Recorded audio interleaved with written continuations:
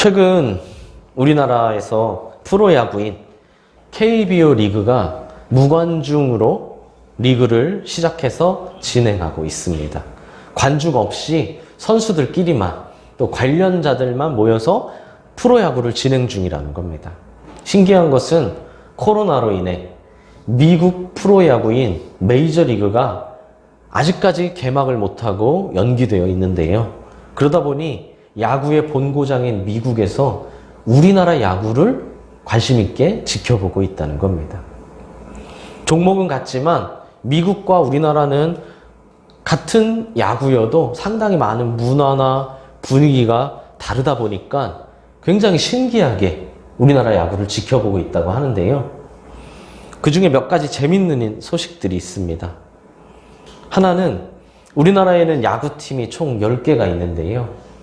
창단한 지 그리 오래되지 않은 NC 다이노스라는 팀이 미국에서 굉장히 인기가 있다는 겁니다. 이 팀이 왜 인기가 있냐? 처음에는 잘 몰랐는데 그냥 성적이 좋아서 그런가 보다 그랬는데 알고 보니 다른 이유가 있었습니다. 인구가 약 1000만 명 정도 되는 미국의 노스캐롤라이나라는 주에는 메이저리그 야구팀이 없다고 합니다. 마이너리그 팀은 있다는 것 같은데 메이저리그 팀은 없는 거예요. 근데 이 노스캐롤라이나의 공식 약자가 노스캐롤라이나다 보니까 NC이죠. 그래서 NC이다 보니까 NC 다이노스가 마치 자신의 연고지인 팀처럼 느껴진다는 겁니다. 또한 이 노스캐롤라이나는 공룡 화석으로 굉장히 유명하고 이 노스캐롤라이나 대학은 또 공룡 화석이 유명하다 보니까 공룡을 많이 연구하는데요. 이 NC 다이노스, 이 팀이 팀 이름에서 나타나는 것처럼 마스코트가 공룡입니다. 게다가 이 노스캐롤라이나의 주 깃발, 그 주를 상징하는 주 깃발의 색깔이 남색인데요. 이 NC 다이노스 팀의 대표 색깔도 바로 남색이죠. 굉장히 이게 우연하게 딱 맞아 떨어져서 마치 우리 팀 같은 느낌이 든다는 겁니다. 그러다 보니 거기 인구가 1000만 명이니까요. 거의 우리나라 인구의 5분의 1 아닙니까? 그러다 보니 NC 다이노스의 팀 인기가 갑자기 확 올라갔다는 겁니다. 하나만 더 얘기하자면 보통 우리나라 야구 선수들의 평균 구속이 140km/h 정도 된다고 합니다. 140km 되거나 아니면 더 빨리 던지는 사람은 그것보다 좀 더 빨리 던진다는 거겠죠. 평균 구속이니까요. 근데 야구의 본고장답게 미국의 경우는 우리나라보다 최소 10km 이상 더 빠르다고 합니다. 그러니까 150 이상이 훨씬 넘는다는 거죠. 작년에 미국 메이저리그에서 공이 가장 빠른 선수의 평균 구속이 162.7km/h였다고 합니다. 최고 구속이 아니라 평균 구속이에요.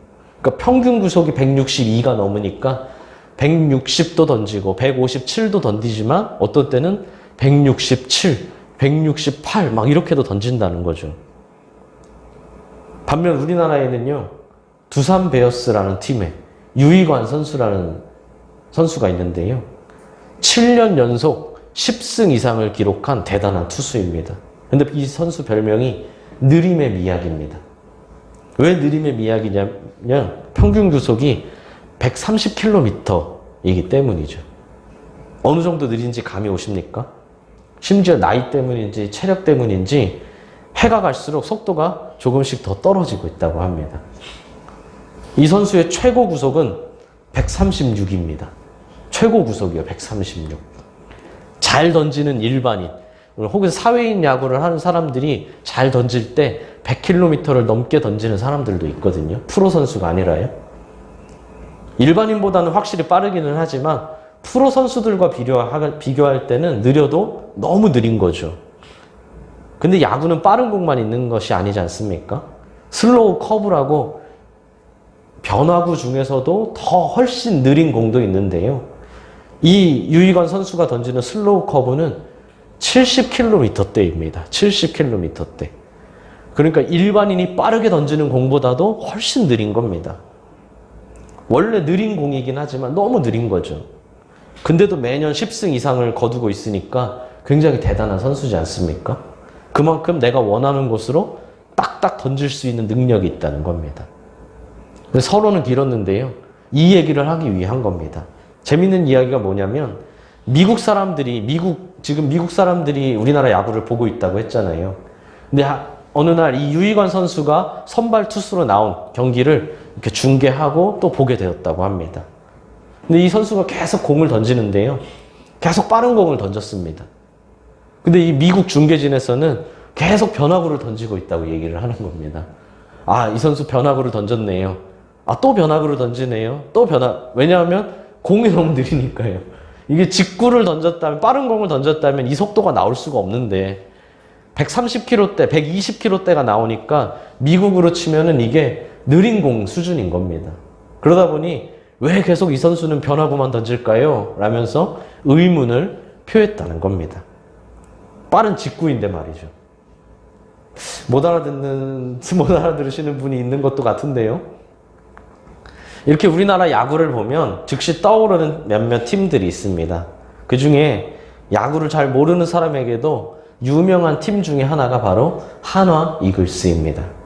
안타깝게도 2000년대 후반부터 안 좋았던 성적이 2018년 딱 한 번을 빼고는 계속 하위권에 머물렀습니다. 7등, 8등, 9등 뭐 이렇게 말이죠. 그래서 많은 야구 팬들의 위로를 집중해서 받고 있는 팀 중에 하나죠. 혹시 우리 중에 한화 팬이 계시다면 무시하는 것이 아니니까 절대 오해하지 마시길 바랍니다. 갑자기 이 이야기를 왜 했냐면 성적이 그렇게 안 좋은데도 여전히 인기팀이기 때문입니다. 물론 충청도를 연고지로 한 유일한 팀이기 때문에 그렇기도 하지만 아무리 그래도 성적이 계속 좋지 않으면 팬들이 갈수록 떨어져 나갈 수밖에 없겠죠. 근데도 전국에서 가장 인기 있는 팀 하면 손꼽히는 팀입니다. 그리고 팬들도 늘 희망을 갖고 응원합니다. 다시 말하지만 성적이 좋기 때문이 아니라는 겁니다.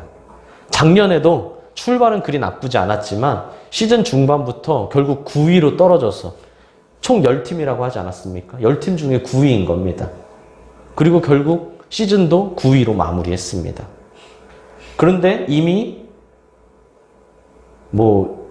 준결승, 결승 이렇게 생각하는 가을 야구가 탈락된 상태에서도 심지어 1년 성적이 9위로 확정된 상태에서도 팬들이 경기장을 찾아 열심히 응원하는 모습을 시즌 말에 보였습니다. 저 보면서 참 대단하다고 생각했습니다. 저 같으면 경기장에 안 갈 텐데 말이죠. 비싼 돈 주고 또 비싼 돈 주고 밥까지 사 먹으면서 이미 9위인데 오늘 이겨도 9위입니다. 앞으로 남은 경기를 다 이겨도 9위입니다. 근데 거기 응원할 맛이 나겠습니까? 저 같으면 그러겠어요. 그런데 그런 모습을 보면서 와, 승패에 연연하지 않고 야구 자체를 즐기는 대표적인 팬이 바로 한화 이글스구나 라는 생각이 들었습니다. 이를 보면서 오늘 본문의 바울이 생각났습니다. 바울도 자신이 처한 상황에 실망하지 않고 생사를 초월한 모습을 보였기 때문입니다.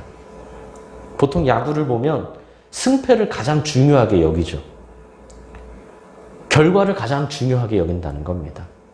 그날 아무리 많은 안타를 때리고 아무리 많은 홈런을 치고 아무리 좋은 수비를 보여줘도 결국 그날 경기를 역전당해 져버린다면 그만큼 허무한 것이 없습니다. 계속 이기고 있다가 지면 더 화가 나고 더 스트레스 받는다는 겁니다. 야구는 9회를 하는데요.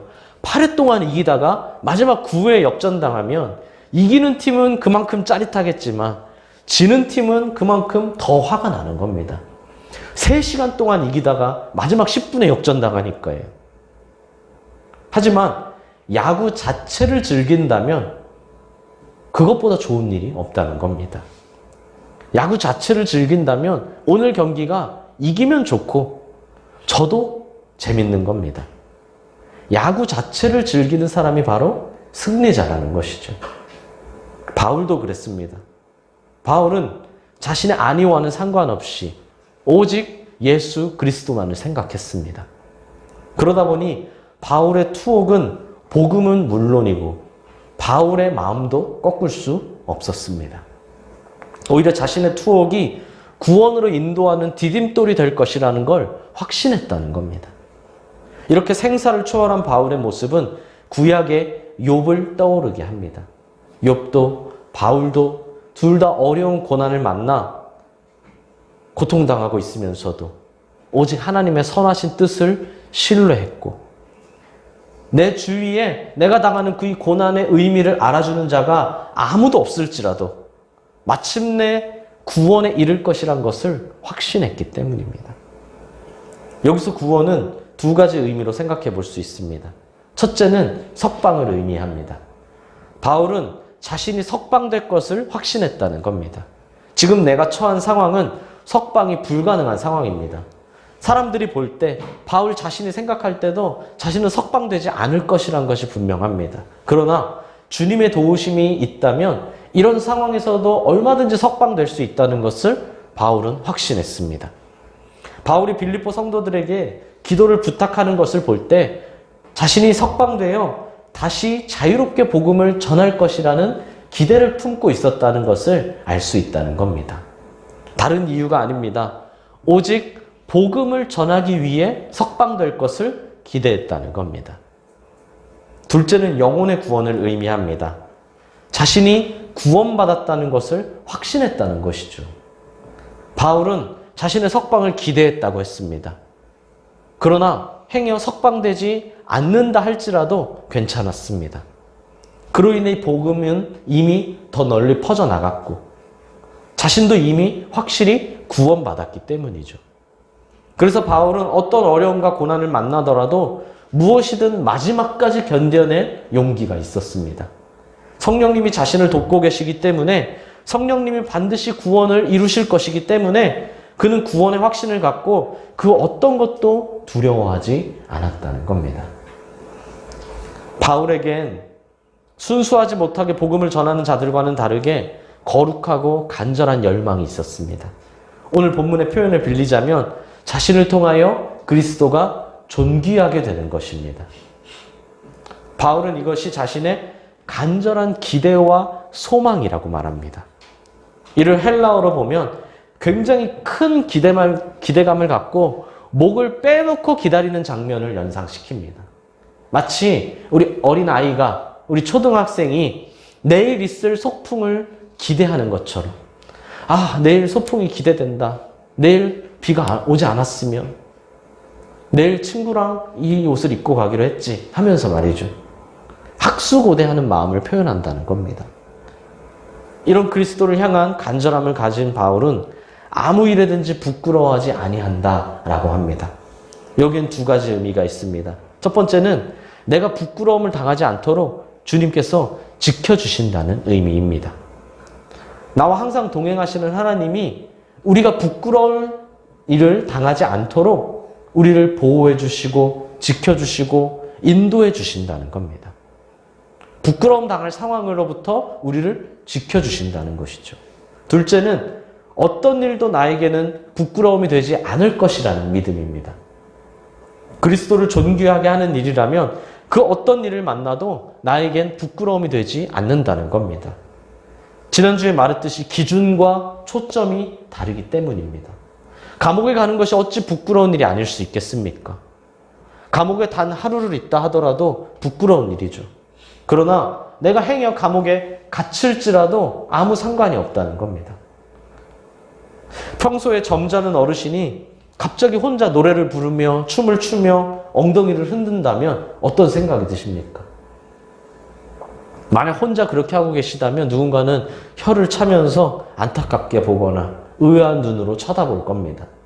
그러나 손자, 손녀를 달래기 위해 혹은 손자, 손녀와 놀아주기 위해 나이가 지긋하신 할아버지, 할머니가 엉덩이를 흔들며 춤을 추며 노래를 한다면 숭고해 보이지 않겠습니까? 바울은 자신을 통하여 그리스도가 존귀하게 될 것을 원했고 존귀하게 될 것을 확신했습니다. 할아버지가, 할머니가 엉덩이를 흔들며 춤을 추는 것이, 아이 앞에서 춤을 추는 것이 전혀 부끄럽지 않은 것처럼 바울이 어떤 고난, 어떤 어려움을 당할지라도 그것이 그리스도를 존귀하게 하는 것이라면 전혀 부끄럽지 않았다는 겁니다. 그래서 바울은 담대할 수 있었습니다. 이는 돈으로 살 수 있는 것도 아니고 경험으로 얻을 수 있는 것도 아니기 때문이죠. 오직 믿음으로만 가질 수 있기 때문입니다. 그리고 드디어 오늘 본문 전체를 요약할 수 있는 단어가 나옵니다. 바로 살든지 죽든지입니다. 지금까지 설명한 모든 것들을 요약해주고 이해시켜주는 말입니다. 살든지 죽든지. 옆 사람에게 한번 말해주십시오. 살든지 죽든지. 한 번 더 말해주십시오. 살든지 죽든지입니다. 바울은 평생을 이 믿음으로 살았습니다. 살든지 죽든지 그리스도를 존귀하게 하겠다고 말입니다. 나를 통하여 그리스도가 존귀하게 되기를 원한다. 내가 살든지 내가 죽든지 말입니다. 자신이 감옥에서 석방되어 자유롭게 살든지 아니면 계속 감옥에 갇혀 있다가 결국 사형을 받든지 한마디로 살든지 죽든지 그로 인해 그리스도가 존귀하게 되기만을 원했다는 겁니다. 만약 자신이 석방된다면 바울은 자신의 남은 모든 인생과 모든 소유를 다 바쳐서 주님께 보냄받은 사람답게 오직 복음을 전하는 삶을 살기로 각오했습니다. 주어진 사명을 다 이룰 때까지 오직 주님만 바라보며 충성할 것을 다짐했습니다. 반대로 만약 자신이 이 자리에 있다가 그냥 사형당한다면 그는 기꺼이 순교의 제물이 되기를 각오했습니다. 그리고 그것이 하나님의 뜻이라면 내가 순종하는 것이 마땅한 일이고 그것이 내게 주어진 사명이라면 그로 인해 반드시 그리스도가 존귀하게 될 것을 믿고 그 어떤 염려도 하지 않았습니다. 어떤 상황에서든지 그는 자신의 안위보다 주님의 영광만을 구했습니다. 자신의 삶이 그리스도를 존귀하게 하기 위한 수단이 되기를 간절히 원했다는 겁니다. 그래서 21절에 이 유명한 구절이 나옵니다. 같이 한번 읽어보겠습니다. 21절에 이는 내게입니다. 시작. 이는 내게 사는 것이 그리스도니 죽는 것도 유익함이라 입니다. 이 말씀은 갈라디아서 2장 20절 말씀을 생각나게 합니다. 내가 그리스도와 함께 십자가에 못 박혔나니 그런즉 이제는 내가 사는 것이 아니요 오직 내 안에 그리스도께서 사는 것이라. 이제 내가 육체 가운데 사는 것은 나를 사랑하사 나를 위하여 자기 자신을 버리신 하나님의 아들을 믿는 믿음 안에서 사는 것이니라. 아멘. 이제 내 삶은 내 것이 아니라는 겁니다. 내 삶은 나를 위해 있는 것도 아니고 나를 위해 사는 것도 아닙니다. 내 삶은 오직 그리스도를 위해 존재하며 그리스도를 위해 사는 것입니다. 이 유명한 찬양도 있지 않습니까? 우리 주보에 오늘 넣어놨는데요. 이제 내가 살아도 주 위에 살고 이제 내가 죽어도 주 위에 죽네. 하늘 영광 보여주며 날 오라 하네. 할렐루야 찬송하며 죽게 갑니다. 그러므로 나는 사나 죽으나 주님의 것이요. 사나 죽으나 사나 죽으나. 바울의 모든 관심은 사나 죽으나 오직 예수님이었다는 겁니다. 철저히 예수님 중심이었습니다. 지난주에 이어 고린도후전서 10장 31절에 먹든지 마시든지 무엇을 하든지 다 하나님의 영광을 위하여 하라라는 말을 안 할 수가 없는 겁니다. 그는 자신의 삶으로 주의 영광을 구하는 삶이 무엇인지를 직접 보여줬습니다. 교회를 세우고 가르치고 섬기는 것, 형제를 사랑하고 섬기며 돌보는 것, 말씀에 순종하는 것, 어디에 있든 누구와 있든 무엇을 하든 복음을 전하고 오직 그리스도를 위한 삶을 살았습니다. 그는 자신이 존재하는 이유가 예수님이라는 것을 확실히 알았습니다. 한마디로 그의 삶은 창조하신 목적에 가장 부합한 삶이었습니다. 하나님이 보시기에 얼마나 아름다웠을까요? 하나님이 창조하신 이유 그대로 창조하신 목적 그대로 살아가니 말입니다. 우리 물건도 그렇지 않습니까? 아무리 좋은 마이크가 있어도 이 마이크 쓰지 않고 주석에 처박혀 있다면 이 마이크가 무슨 소용이 있겠습니까? 그래서 요즘은 가성비라는 말 대신 가심비라는 말도 많이 사용하지 않습니까?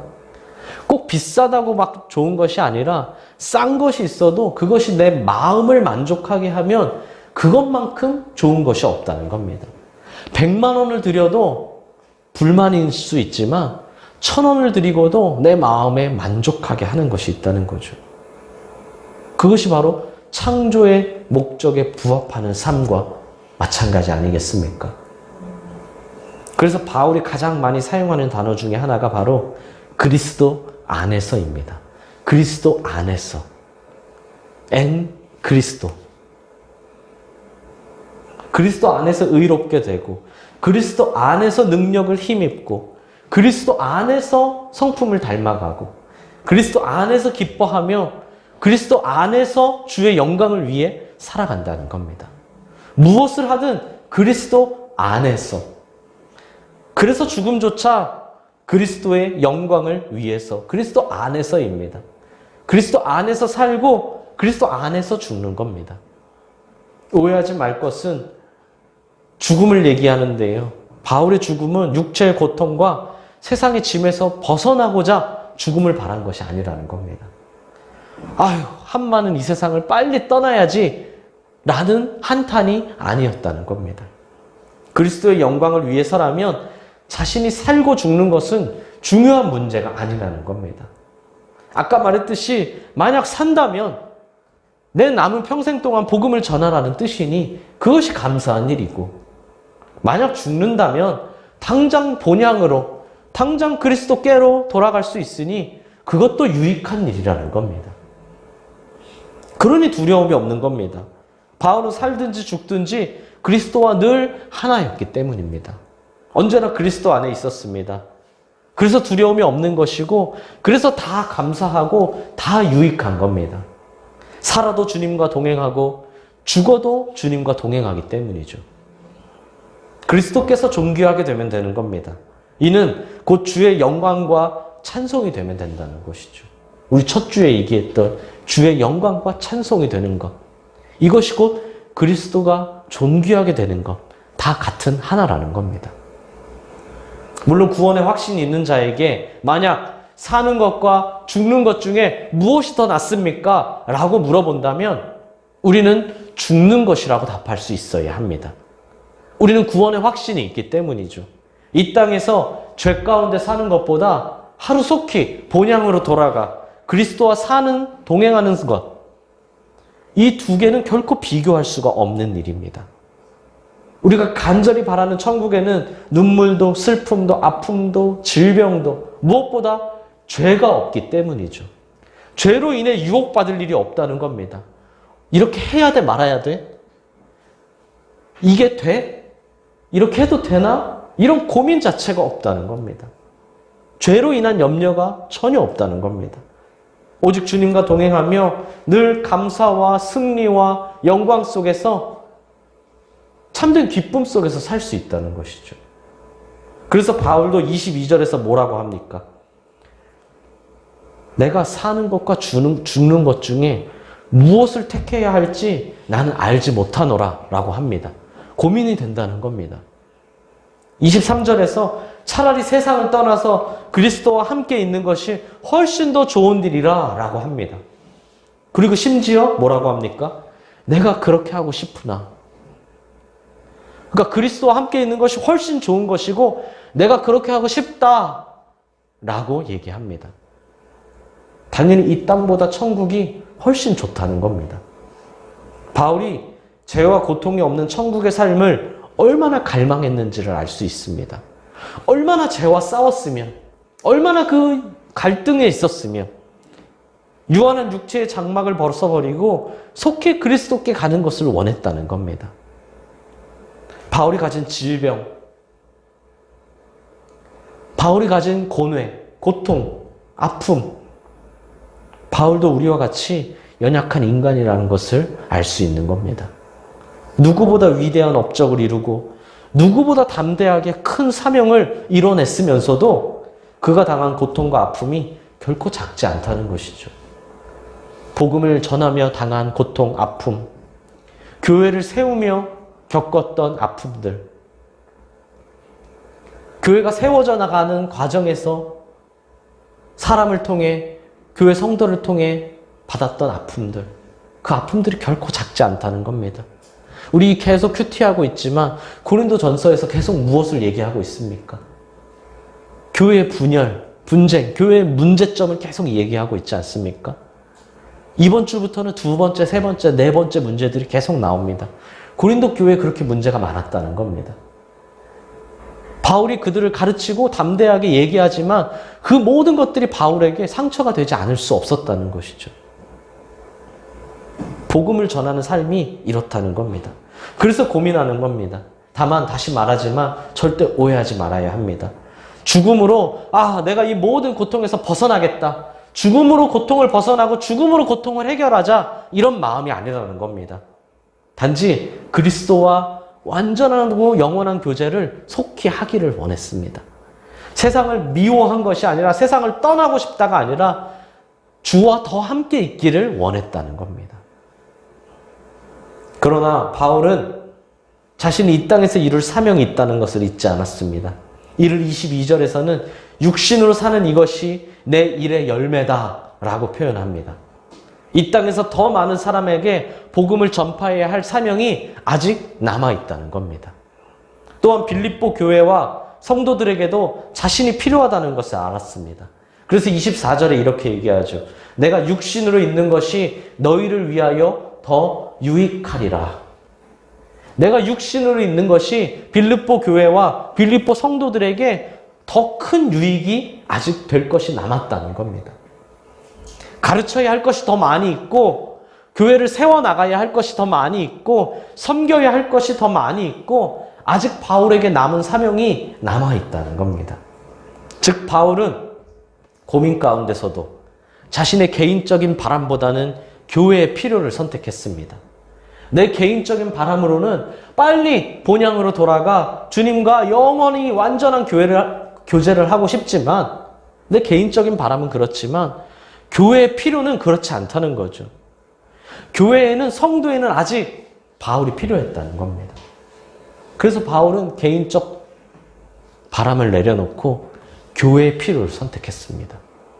하나님이 자기에게 맡기신 아직 이 땅에서만 이룰 수 있는 사명이 남아있기에 남은 사명을 온전히 다 이룬 후에 주님께 돌아가겠다는 겁니다. 바울은 이 선택조차도 철저히 그리스도 중심적이었던 겁니다. 내가 살고 죽는 결과 자체가 중요한 것이 아니라 내가 살면 왜, 어떻게 살 것인지, 내가 죽으면 왜, 어떻게 죽을 것인지가 중요하다는 겁니다. 그러려면 하나님에 대한 철저한 신뢰가 필요하죠. 하나님이 내 삶을 자신의 뜻과 계획대로 나의 삶을 이끌어 가신다는 확실한 신뢰가 필요합니다. 모든 일을 통해 선을 이루시고 특별히 나를 사용하여 이루어 가실 것임을 확신해야 한다는 겁니다. 바울에겐 이 믿음이 있었습니다. 나는 하나님의 도구라는 철저한 인식이 있었습니다. 하나님 나라를 위한 일꾼으로 하나님이 자신을 사용하고 계신다는 것을 신뢰했습니다. 그래서 하나님이 만약 바울의 석방을 허락하신다면 이는 빌립보 교회를 위한 것이라는 것을 알았습니다. 그래서 바울은 빌립보 성도들의 믿음의 진보와 기쁨을 위해 내가 너희들 곁에 머무르겠다라고 합니다. 다시 빌립보로 돌아가겠다는 겁니다. 다시 빌립보로 돌아가 거기서 함께 거하겠다는 것이죠. 그렇게 되면 그들이 다시 기쁨의 삶을 더 충만하게 살아갈 것이라는 걸 확신했습니다. 모세에겐 80살의 사명이 주어졌고 사무엘에게는 어릴 때부터 사명이 주어졌습니다. 중요한 것은 각자에게 주어진 자신만의 독특한 사명이 있다는 겁니다. 사명에 높고 낮음이 있습니까? 사명에 좋고 나쁨이 있습니까? 단지 다양할 뿐입니다. 그리고 이 다양한 사명이 모여 하나님의 온전한 뜻을 이룹니다. 우린 모두 하나님의 동역자인 겁니다. 그러므로 우리가 서로 비교나 경쟁, 혹은 우리 성도만이 아니라 다른 교회와 비교와 경쟁을 통해 나아가는 것이 아니라 모두가 동역자임을 알고 하나님의 동역자라는 걸 알고 와, 하나님이 우리를 동역자로 세워주셨구나. 하나님이 우리를 동역자로 허락하셨구나 라는 걸 알고 내게 주어진 사명에 충성하면 되는 겁니다. 많이 주어졌다고 교만하거나 혹은 손해라고 생각하지 말아야 하고 적게 주어졌다고 창피해하거나 혹은 게으르지 말고 오직 충성으로 순종해야 합니다. 바울은 이 간절한 소망을 이룬 것으로 추정됩니다. 결국 다시 빌립보로 돌아갔었다는 겁니다. 그가 세웠던 계획대로, 더 정확히 말하면 그를 통해 이루실 하나님의 계획대로 사명을 온전히 완수했다는 겁니다. 사랑하는 수원동익교회 성도 여러분, 우리에게도, 우리 각자에게도, 또 우리 공동체에게도 하나님이 주신 사명이 있습니다. 지금 이 자리에 있는 것이, 이 설교를 듣는 것이 결코 우연이라고 생각하지 마십시오. 나는 아니겠지, 나는 아직 아니지 라는 생각을 버려야 합니다. 하나님은 우리 모두에게 각자에게 맞는 사명을 주셨고 그 사명을 온전히 이루기 위해 우리를 수원동행교회로 보내셨습니다. 또한 각자의 삶의 자리와 환경을 허락하셨습니다. 절대 우연이 아니라는 겁니다.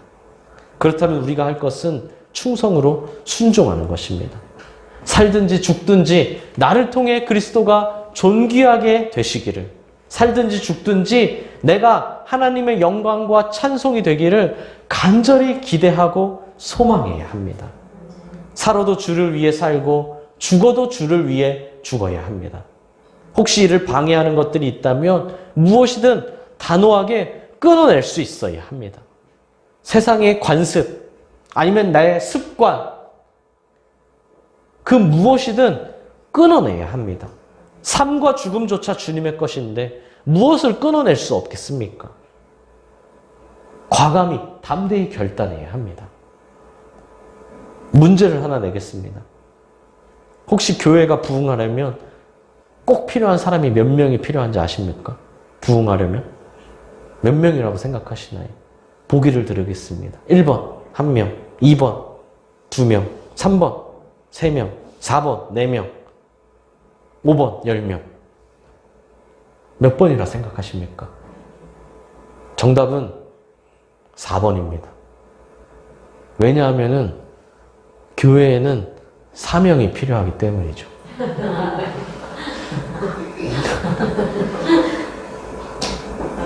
사명을 가지십시오.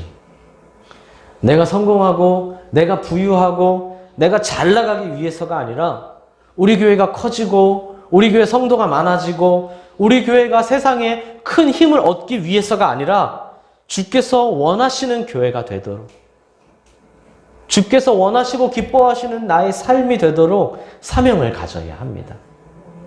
그리고 사명을 이루십시오. 부끄러워하지 마시고 두려워하지도 마십시오. 살아도 주님과 동행하며 죽어도 주님과 동행하는데 무엇이 두렵겠습니까? 담대하시길 바랍니다. 내 기준과 초점이 그리스도께 있다면 성령님이 우리를 도우시는데 무엇이 두렵겠습니까? 담대하십시오. 격동하고 혼란한 이 세상 속에서도 언제나 그리스도 안에 있는 우리 모두가 되시기를 소망합니다. 살든지 죽든지 나를 통하여, 우리를 통하여, 우리 수원 동행교회를 통하여 그리스도께서 존귀하게 되실 것임을 확신하십시오. 살든지 죽든지 오직 그리스도입니다. 무엇을 하든지 그리스도입니다. 교회에 있든지 밖에 있든지 집에 있든지 직장에 있든지 누구와 있든지 그리스도를 존귀하게 하시는 우리 모두가 되시기를 소망합니다. 오늘 이 사명을 꽉 붙잡으시길 바랍니다.